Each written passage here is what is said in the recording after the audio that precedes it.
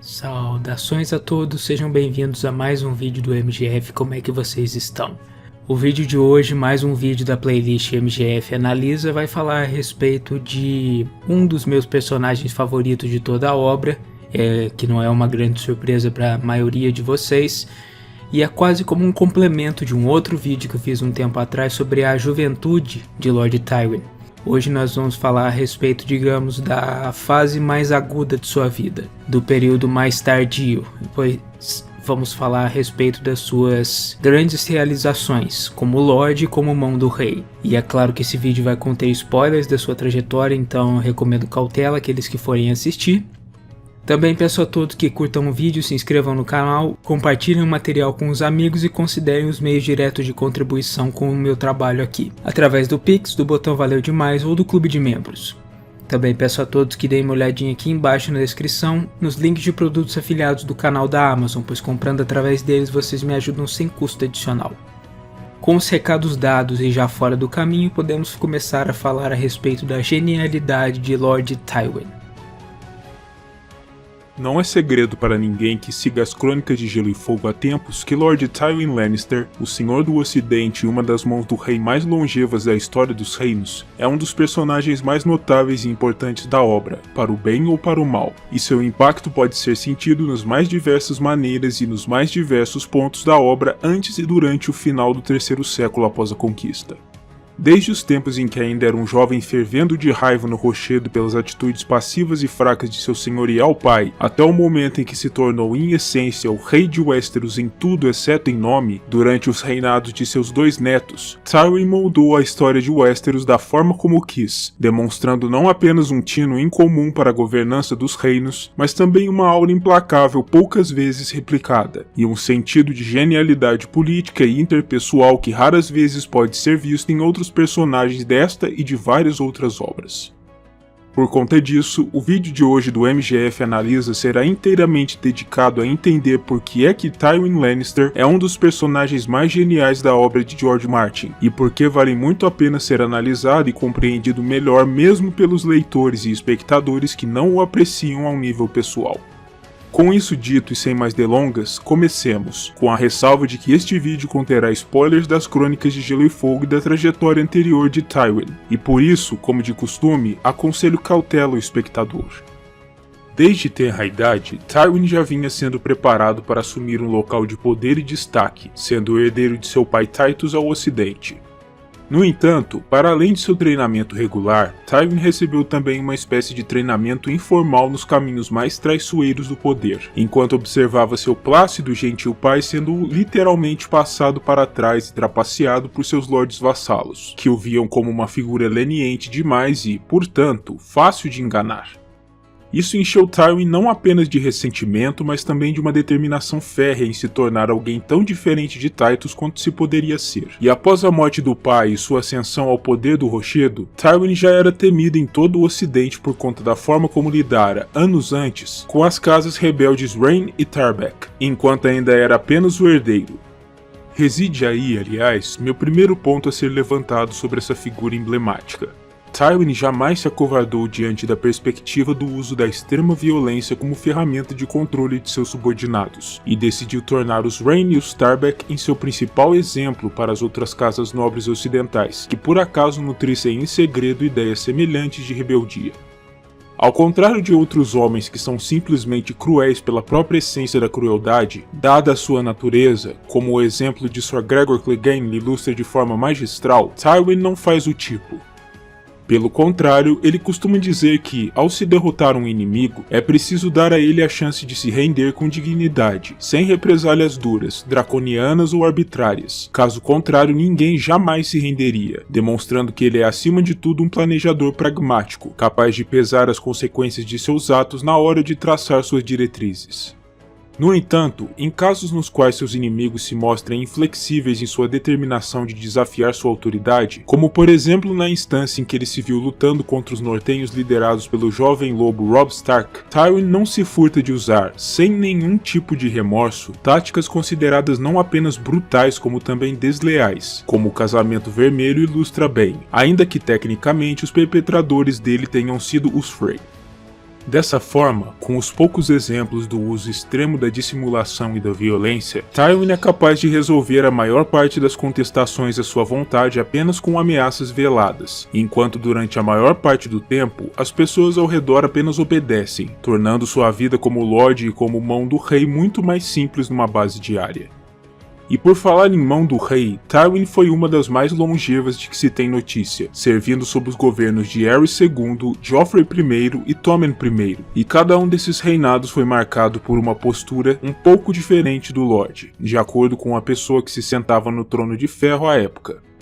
No caso de Aerys, ele e Tywin eram velhos amigos e companheiros de guerra, e Tywin foi chamado expressamente pelo rei para governar o reino ao seu lado, com a missão de levar o Westeros a uma nova era de ouro comparável àquela dos tempos do rei Jaehaerys I, ou até maior. Nesse sentido, é preciso dizer que, se eles chegaram em algum momento sequer perto de alcançar esse intuito, não foi por conta de Aerys, e sim de Tywin, que se mostrou um excelente administrador do dia a dia dos afazeres reais, enquanto Aerys era apenas uma figura encantadora que lisonjeava os lordes e cavaleiros na corte, angariando apoio para seu governo. Tywin fez tudo o que era necessário para garantir ao reino paz, estabilidade, prosperidade e ordem durante os anos que serviu como mão. E mesmo após o início dos desentendimentos com sua graça, motivados principalmente pela crescente paranoia do rei com relação a Tywin, ele continuou a cumprir de maneira diligente seu papel, até o momento em que foi forçado a se demitir do cargo de mão e retornar ao rochedo, após mais uma das demonstrações de desrespeito de Aerys. Anos mais tarde, após a queda dos Targaryen e a rebelião de Robert, o novo rei faleceu em uma caçada a um javali, e seu filho Joffrey foi elevado à condição de rei. O rapaz era filho de Cersei Lannister, a rainha de Robert, e portanto era neto de Tywin, de modo que ele foi chamado mais uma vez para servir como mão do rei após sua vitória esmagadora contra Stannis Baratheon na Batalha da Água Negra, pois até então o cargo vinha sendo suprido por seu filho Tyrion, enquanto ele se encontrava em campo, ocupado com a Guerra dos Cinco Reis.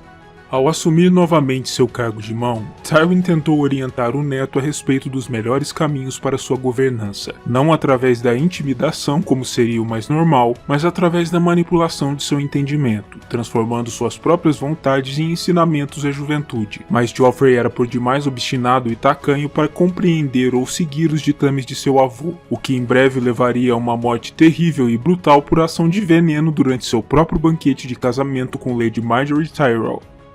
Com a morte de Joffrey, seu irmão mais novo Tommen subiu ao poder, e este era bem mais sugestionável e inocente do que o arredio predecessor, de modo que não demorou até que Tywin começasse a moldar sua jovem mente para condicioná-lo a fazer aquilo que Tywin desejava, transformando suas ordens em questões filosóficas, para induzir Tommen a chegar às conclusões que ele queria que o rapaz tivesse, fazendo com que parecesse que todas as ideias partiam da mente de Tommen, e não do próprio Tywin.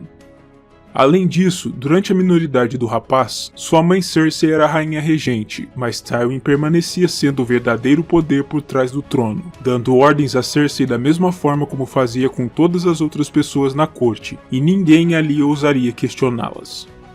Falando para além de tais considerações, um vídeo sobre a genialidade de Tywin não estaria completo sem citar seu pétreo senso de pragmatismo, característica mais importante para definir a forma como o personagem se tornou tão bem sucedido para começo de conversa. Tywin é um dos melhores jogadores do Jogo dos Tronos em Westeros justamente por ter um claro entendimento de que virtudes como a verdade, a honra e o dever são apenas engodos criados para enganar senhores e cavaleiros afetados.